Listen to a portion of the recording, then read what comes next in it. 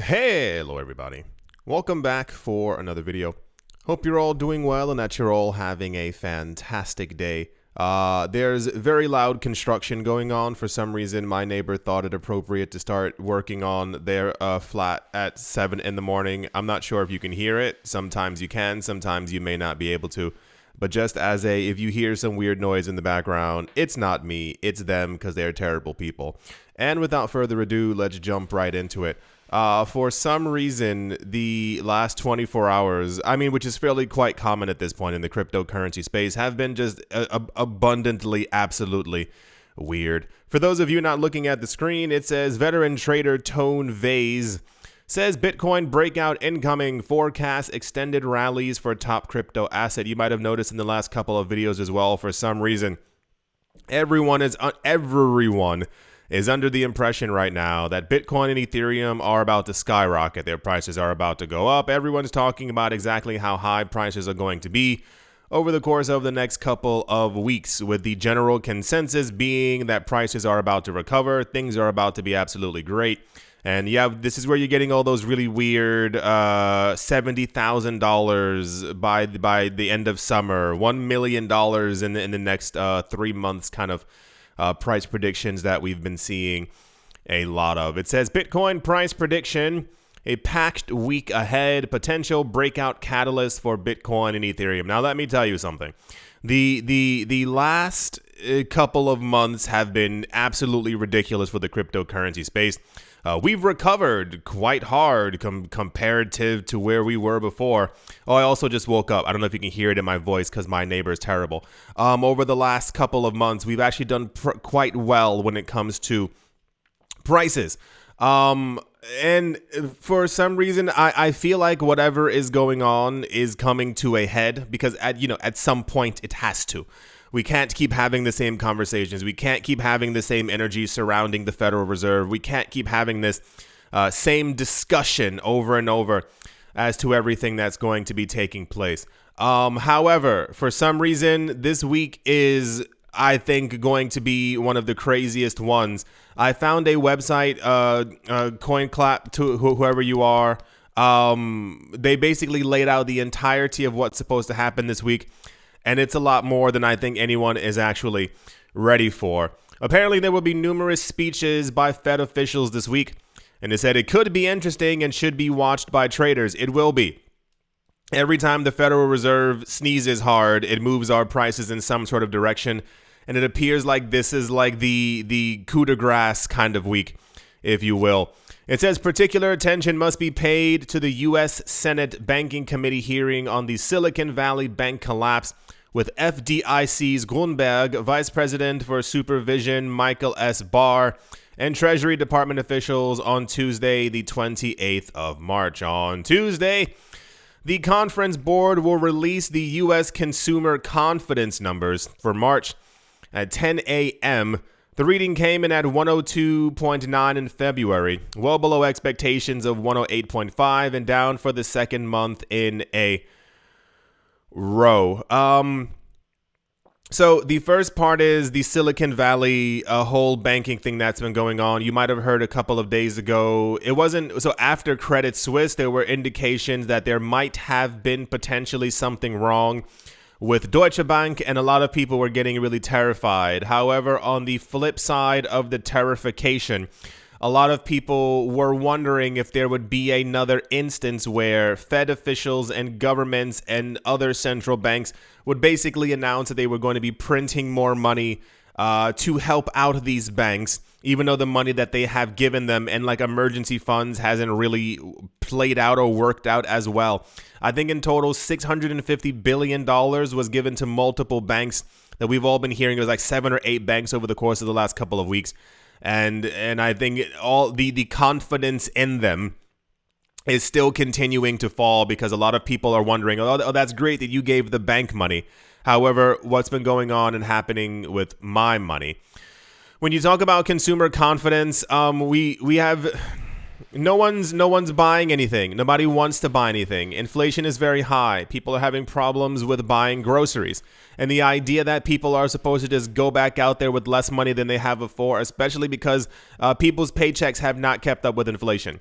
I'm not sure if you've noticed that. I'm pretty sure you have, because I've been talking to a large number of friends, and everyone's like kind of, even like, it's weird. Everyone's very concerned now, like not only about like layoffs and stuff like that, but also being like, oh, there's stuff I would like to buy, but I don't know if you can hear that. It's driving me insane. It's like right next to my ear. Anyway, yeah, so that's the Tuesday part. It says for the month of March, market experts expect a further decline to 101. If the forecast is exceeded, the US dollar index, the DXY, is likely to continue its upward movement of the previous week and could act as a headwind for Bitcoin. An eventual decline of even greater magnitude, on the other hand, is likely to weaken the DXY and favor cryptocurrencies. On Thursday, the 30th of March, the final US GDP gross domestic product number for the fourth quarter of 2022 will be released at 8:30 a.m. Projections are for an economic growth of 2.7%. The Federal Reserve is looking at the older numbers and will be releasing data to see if they have done anything that has actually abated and or stopped inflation. The idea is, as the economy goes down and people are unwilling to buy and people have been getting laid off and people have been kicked out of their apartments and people don't have a lot of money, have people been going to buy things? No, they have not. This is like the weirdest feedback loop in the entire world. Everything that the Fed has been trying to do has not worked. And I don't understand why they continue doing these things or pretending like this is actually having some greater effect on the entire world when all it's doing is causing everything to crumble. It's such a weird state of affairs, state of events, things that are going on where these people continue to pretend like they're actually trying to help people, when the bottom line for them is just the strength of the US dollar. And it's like, that you're affecting the lives of 8 billion people by trying to get inflation down that you caused. It's the weirdest thing, and to continuously hear them talking about they're not sure if they're gonna raise interest rates or lower them or do other things to the economy or pump extra money, but like into the banking sector. It's like, that you're affecting actual real people every single day by doing these actions, right? I'm pretty sure they don't care. If the number is confirmed, or even better, it could speak for the resilience of the U.S. economy and alleviate concerns about a recession. The reaction in both traditional financial markets and the Bitcoin market is likely to be positive. On Friday, so this is the entire week. And I listen, I lightly apologize. You've seen my thumbnails and or my titles usually around Mondays where I'm like, it's a big week ahead. There's a lot going on. It's going to be a huge week. And I've seen people being like, can you stop, making these clickbaity things? I'm like, you don't understand what's actually going on. Like, I don't think you understand the significance of the world actually collapsing right now. Every single week has been something more ridiculous than the last one. And this is also just another gigantic week that we have to look forward to. I wouldn't use that exact word, but that's just currently where we are, because what ends up happening over the course of this week is going to set the tone for the market over the course of the next month and a half, until we have another Fed meeting and they tell us whether they're keeping the interest rate the same, going to be raising it. They will not be lowering it anytime, I think, over the course of this year. On Friday, the 31st of March, that's why I said the coup de grace. Like, this is the end of it. Like, it's the end of March, it's the end of the week. All the information's coming out. The Bureau of Economic Analysis will present the core PCE rate for the U.S. for the month of February. The data point is expected to be the most important of the entire week, as it is favored. It is the favorite inflation gauge by Jerome Powell. The forecast is for a month-on-month increase of 0.4%, the same as the previous month. Last month, the PCE price index has already exceeded market forecasts at plus 0.6. As a result, there was a downward movement on the financial markets. However, if the core inflation rate has increased less, the Bitcoin price is likely to increase as a reaction. So basically, if everything that the Federal Reserve has been doing, it's been almost a year. If you can believe it, it has literally been almost a year. It's been a year and a half of markets going down. It's been a year of the Federal Reserve constantly threatening us all the time that they're going to be raising interest rates. This basically is like one of the last buckets of sloth that we have to look at, where we figure out if everything that the Fed has been lying to us, telling us that they've been doing, if it actually worked. It hasn't. And inflation is still terrible. It's still going up in many places. We were also just talking about inflation levels within Europe and also within the United Kingdom as well. It ain't looking good. This is going to be a ridiculous week. I am not holding my breath at all. I am trying to be as realistic as possible as far as where I think cryptocurrency prices are going. I do not think we're going to receive an enormous avalanche of news that's going to be like, oh my gosh, the Fed got inflation under control. Markets can move back up. Everything's going to be honky-dory. No, everything is still absolute garbage and will not be better until we hear from these people and they finally admit that everything that they've told us that they've been trying to do hasn't worked. Now it's time to stop raising the interest rate so that the market can get back to it. I was having dinner. This was a couple of days ago with my friend and his friends. He invited a bunch of his friends. Hello, friend, if you were watching.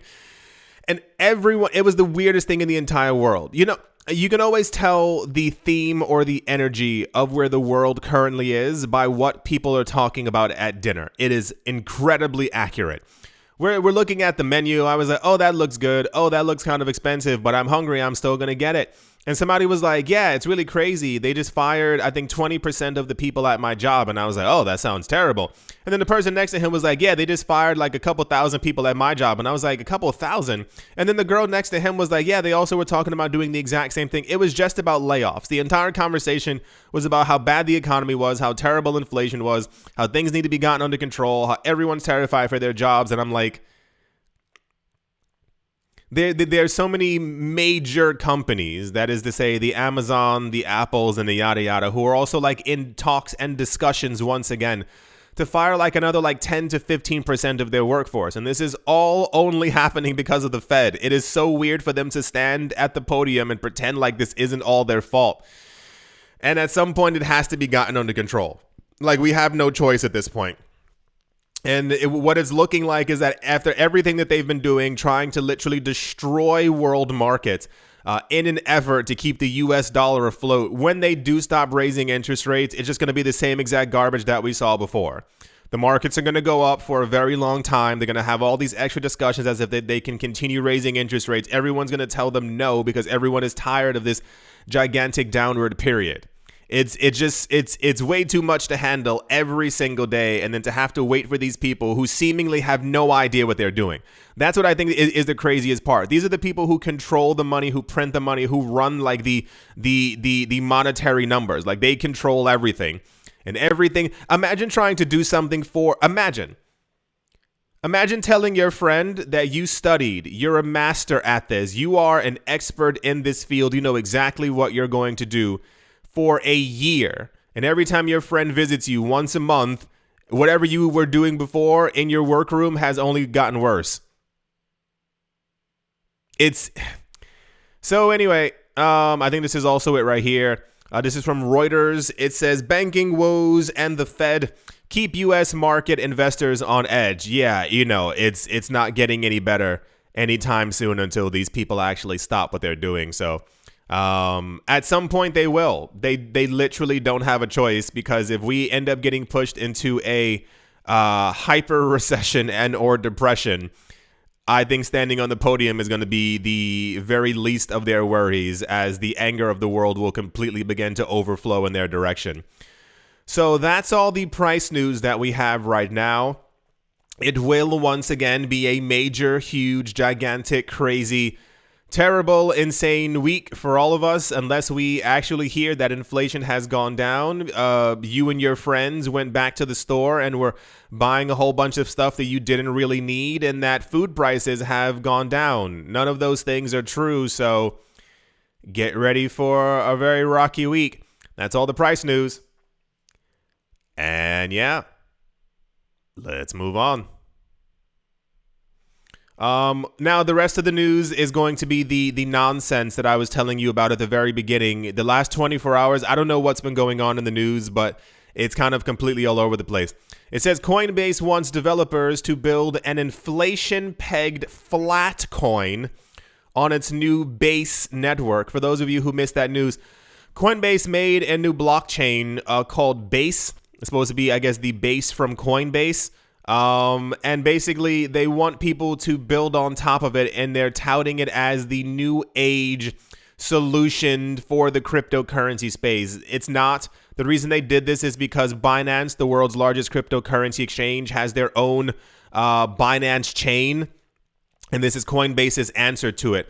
Part of the problem is that the Binance chain from the people from Binance, we've been told that they're going to make it more decentralized over time. And as of right now, that seems to be true based on the efforts that in the things that they've been doing as a company. However, Coinbase's base network, which is a terrible name, especially if you're from the 1980s, basically they announced that it's going to be decentralized and super cool and amazing and everyone can use it. And then they came out the next day basically saying that you will definitely have to do know your customer, anti-money laundering, give us your ID and your social number in order to be able to use it and build stuff on top of it and be able to interact with it, which is the exact opposite of decentralization and or free usage. So now they're basically, and it's really weird, they're trying to start something new because everybody wants to be a trendsetter in the space, where they're trying to get people to now not build stable coins, but they want something called a flat coin that will always be based off the value of something and also follow inflation with it as well. Which sounds cool in practice, but it says even negates poor monetary policy decisions of central banks. How about the poor? The point is, I don't think this is going to work. I think it will catch on for a couple of weeks as people begin to make these things, but then people will realize that they either aren't what they need to be able to do cryptocurrency trading with and or will not be adopted by banks or larger institutions, and Coinbase will probably use their own flat coin on their website to be able to say, hey, look, someone's actually using it, but no one is going to be using the bulk of this flat coin anytime soon. This was very popular news. For some reason, everyone was like, oh, snaps, Coinbase is making a new coin, but then when people realize that they can't invest in this coin because it's meant to be a peg, not many people are going to be too into it. In incredibly popular and also sad news, an NFT trader was devastated on Friday to discover that a CryptoPunk NFT he purchased for 77 Ether went up in smoke after he said he accidentally sent the NFT into a burn address. He said, today I accidentally burned a CryptoPunk NFT trying to wrap it. Okay. It says, I was so focused on following the instructions exactly that I slipped up, destroyed a third of my net worth in a single transaction. I feel sad for him, and I hope this doesn't ever happen to anyone else. That's the preface. Now, I will say to any of you listening to this, if you've been here for a while, you probably know what I'm going to say. If you are in any position where you have a third of your net worth and you are thinking of putting it into an NFT, and or you are thinking of putting a third of your net worth and trying to figure out how to do something on a protocol that you know nothing about that you might slip up on, don't do it. I mean, honestly, not in a joking way at all. Like, I don't understand how we keep having news like this, or news like this pops up, or there's like, I get it. People make mistakes, people slip up. People do all these other things. Really interesting. If you have a chance, there's a new podcast by Matt Gondek, Mattgondek. I'm pretty sure you can find it. He recently interviewed David Yons, I think that's his name, from Vivi. I think I must have mentioned this in another very recent video. It's fascinating because one of the main features of Vivi, the NFT app website platform, was the idea of interoperability and being able to move the NFTs off of the platform. And at one point during the podcast, not to spoil it, but here we are, he was discussing with David. He said, one of the main features that you said you're going to implement is people being able to take their NFTs off the platform. He said, yes, absolutely. We plan on doing this.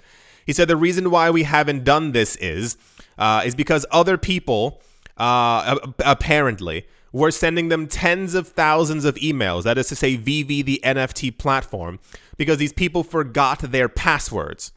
And he said these people were sending them angry, terrible, really rude emails.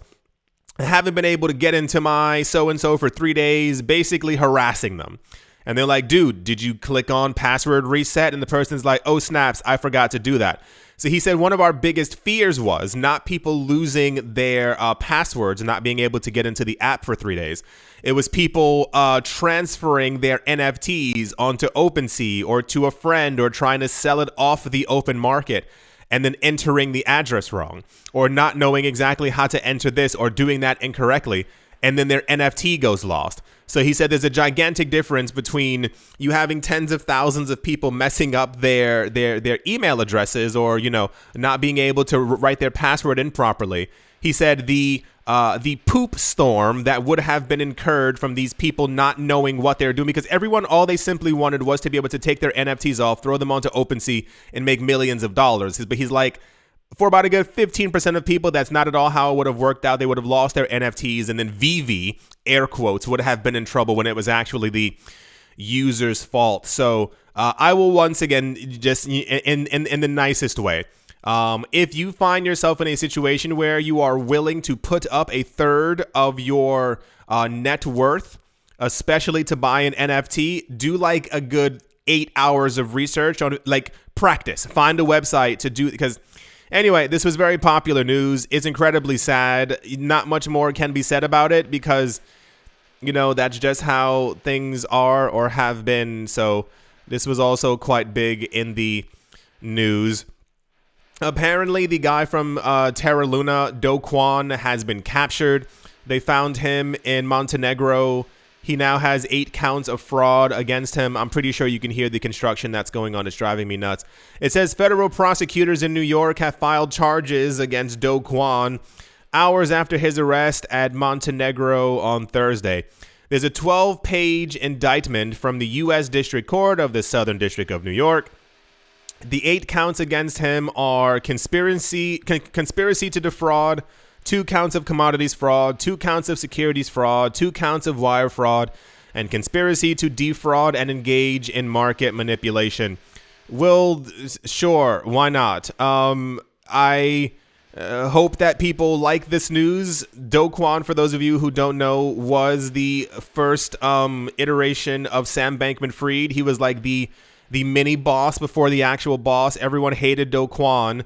And then at some point he disappeared and everyone completely forgot about him. And even remember last year when Do Kwon wanted to restart Terra Luna and make another new coin and people were actually sending him money for it?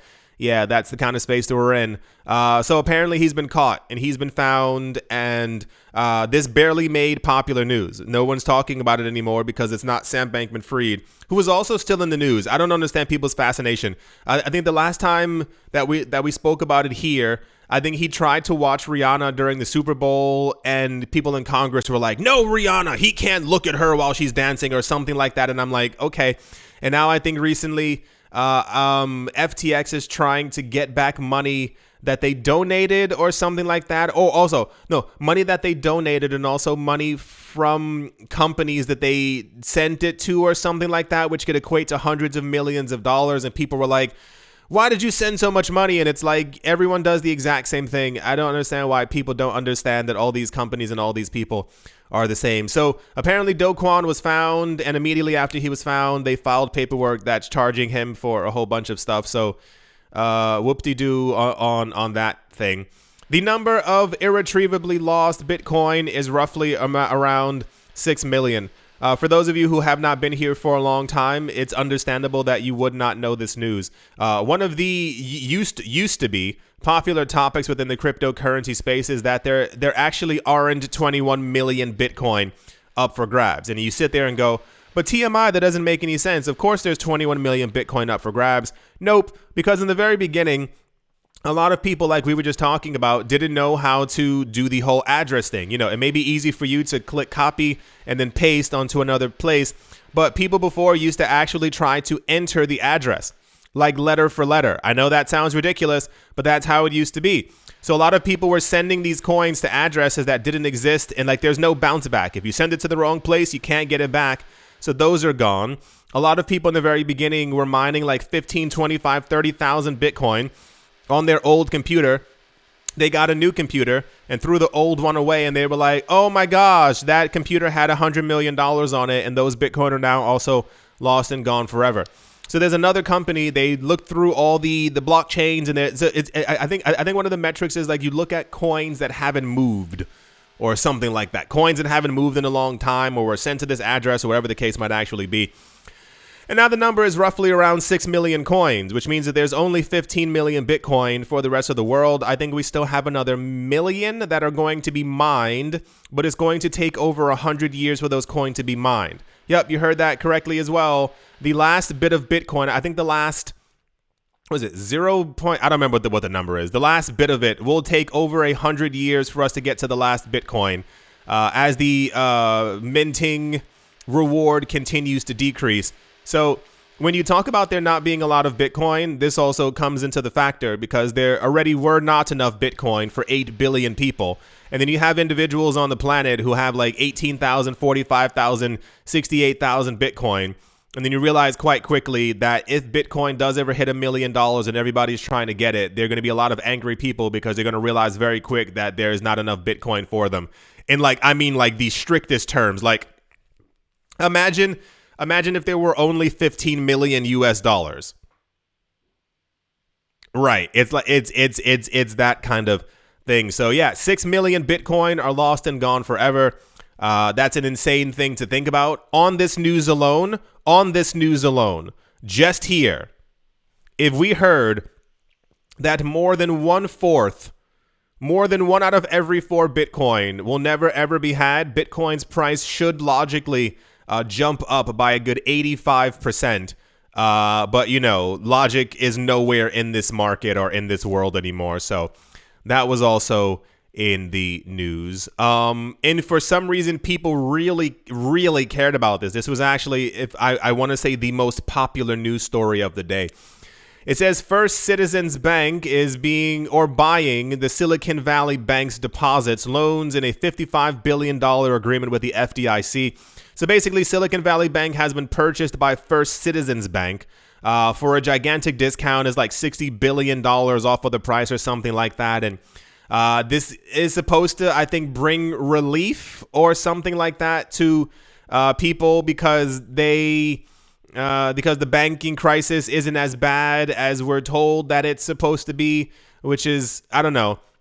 If you've been paying attention, a lot of the banks that have failed or collapsed have been purchased by other banks, and therefore we're supposed to think that things aren't as bad because, oh, look, another bank purchased them, which means that other bank has money. But this is all, I want to say, a ploy or a diversion to try and stop getting people to pay attention to the fact that their money is not actually safe in a bank. I don't know how else to really form that sentence. When you hear these people and the people from the banks and the regulators and everyone else talking about, oh, now we need to make sure that everyone's funds are insured when they weren't before, that's a red flag. So, cool. First Citizens Bank has bought Silicon Valley Bank. It says branches open on Monday. So I assume there's going to be a mini bank run, if you will, where people are going to be trying to get as much of their money out of Silicon Valley Bank, First Citizens Bank, which is now the new name, and putting it somewhere else. But if we get another bank that collapses, guess what? That's because the banking system is absolute garbage and none of it is actually safe. So that's just where we currently are right now. News. Also in the news, this was also quite popular. So apparently there was an artist who took a whole bunch of garbage and made a gigantic skull. Not joking. And he called it the Skull of Satoshi. So the news is that he made the skull to represent Bitcoin's environmental impact and how it is absolutely terrible. And then people from Twitter ran to the guy basically and told him that he was an idiot. I can't sugarcoat that one. Because what a lot of people don't know and what they don't really care about because it doesn't fit the narrative of them being able to go into the street and scream as loud as they want is that I think nearly 60%, if not more than 60% of Bitcoin's energy that is used is actually from renewable sources. It's from solar, from wind, and from hydropower. If you weren't here 2 or 3 years ago, maybe 4, there was a huge backlash on the amount of energy usage that Bitcoin was consuming. And then a lot of companies and countries got out of the cryptocurrency mining game because they were like, it's too terrible on the environment, which is, fair. But then a lot of these companies began to switch and basically went to countries where they could get cheap solar power, cheap wind power, cheap hydroelectric power, some type of renewable energy source. And everyone basically sent this guy all the numbers, and then he was like, oh my gosh, I have learned the folly of my ways. I'm not joking. You can find the articles on it. Find like Skull of Satoshi. And he basically went, oh, I didn't mean at all to say anything negative about Bitcoin. Now I understand that Bitcoin isn't as terrible as people have been lying to me about over the last couple of years. That's literally what the news was about. So, he made a gigantic skull and he said Bitcoin was terrible, but then he realized Bitcoin's not as bad as he was told that it was. And in these situations like this, now just hear me out here. I think Bitcoin accounts for 1% of all the energy usage on the planet. I think that's what the numbers, you can find that. I don't really care. The problem that I have is that in situations like this, especially if you are Greenpeace, they never talk about the environmental impact of the like 16 billion cars that we have on the planet, or like how much CO2 they're releasing, or how much energy usage like the internet is actually using, or how much energy usage there's so many other factors, or like the cruise industry, like the really big boats. There are certain boats that release the CO2 consumption of all of Europe in one day. Right. See, that also sounds like a gigantic problem. It's the same exact thing with airplanes. Do a lot of you remember, I hope you do, when we were all told to stay at home in 2020, you remember, there were a lot of planes that were simply circling around with no passengers. Why were they doing this? Because they wanted to maintain their air rights at that certain airport. But guess what? The plane was empty. Those planes were running 3, 4, 5 times a day over the course of 2 years with no passengers on them. Why is no one talking about that? Why is it always Bitcoin? Why is it always, it's always this nonsensical, once again, this loop that we have where people talk about stuff that doesn't actually matter. And this is where it ends up getting us. So yeah, Skull of Satoshi. And he was like, oh my gosh, I can't believe it. Now I understand that Bitcoin's not as terrible. And I wouldn't be shocked if this guy also has Bitcoin and or bought some Bitcoin over the course of the next couple of weeks, because that's always the story that we end up getting in the news. Also there is Mike Novogratz. It says Mike Novogratz calls for a truce between Bitcoin and Ethereum communities. He says that he's tired of the fact that everyone's constantly fighting and everyone is not understanding that cryptocurrencies mean unity. I've been trying to tell people that for the past 6 years, and nobody listens to me, so I doubt that they're going to be listening to Mike Novogratz, a hyper-billionaire, telling them that they should all be holding hands and singing Kumbaya over how amazing and great the cryptocurrency space is supposed to actually be. This was also very popular news. I don't understand how Mike Novogratz talking about a truce between... Do you understand that it has nothing to do with the idea of a truce? It has to do with the idea of immutability and being able to reverse transactions and who's actually running these blockchains. That's the entire idea for the difference between Bitcoin and Ethereum communities. Can I say something very quick? If you have neighbors, I want you to make sure that you understand that your neighbors have lives and also don't want to be woken up at 7 in the morning. So to all of you out there, if you have neighbors and you decide to at some point do construction, do it at like 9. Do it like maybe like 10, 11 in the morning and not super early, so you don't destroy someone else's day, because I just don't understand anymore. So yeah, Mike Novogratz is talking about that people in Bitcoin and Ethereum need unity and need to hold hands, because that's the only way to save the cryptocurrency market. Doesn't make a lot of sense, but Mike Novogratz said it, so therefore it must be true, right? Because that's how it always ends up working. Let's move on. As always, a very special thank you to my Patreon supporters: American Crypto Academy, Martin Stroyer, Bodie McBoatface, Sam Ratter, Dotha Diddy, Manny Cryptos, Crypto Gambino, Auspicious Agile and Blockchain, Jamie Saad, and let's move on, Empire Queen, Roman Gaba, Bitcoin Ben Arachno, Dave the Dealer, Zen, Captain Summing in the Z-Way, Lay, Mo, Barazi, VB Nerd 21, Lauren De Silva, Quoted Biddy, Troy, All Good, Space Case, Need a Miracle, Pater Noster, Navarro Williams, Utopia 569, Moonman High, XRP, Nostromo, John Sarsin, The Animal Reader, Bibliophobia, Adam Graysig, Wise Night Owl, 242 to the World, Bankroll Network, Crypto Artist, Coldy 3D, Setsuna, Paxis, Jim Gardner, Jeremy Fox, Minting Coins, Yes to Crypto, Anytime Fitness, Smogs Corner Staff, Bake Me a Cake, Tigger, Macho Nisa, and on Crypto with Lionel. Thank you all very, very much for your support. Thank you to everyone who is a member of the channel. Thank you to everyone who left a like, who left a comment, who has subscribed. At the moment, Bitcoin is currently at 27,834. It could be a lot worse. Bitcoin could be at 22,000. Bitcoin could be at 16,000.